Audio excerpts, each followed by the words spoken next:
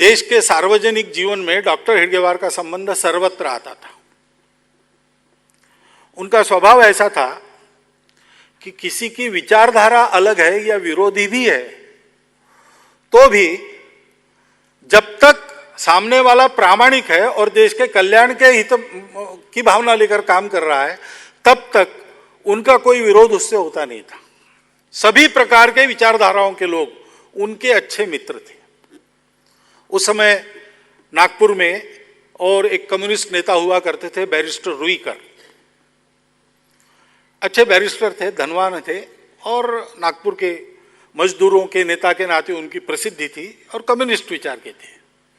Doctor Hedgewar उनके बड़े अच्छे मित्र थे।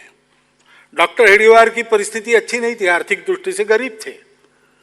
तो डॉक्टर हेडगेवार विनोद में उनको कहते थे कि you are a rich, I am a poor capitalist and you are a rich labourer. ऐसे उनकी नोकझोंक चलती थी।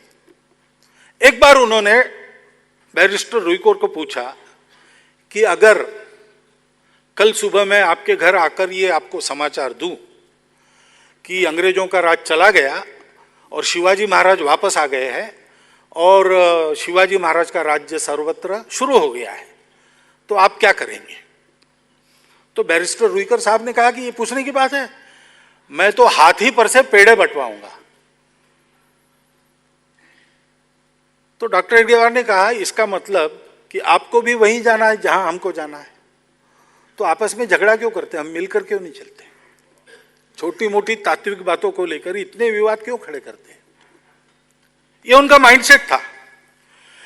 इसके कारण सभी प्रकार के लोगों से उनकी चर्चाएं वार्ताएं होती रहती थी।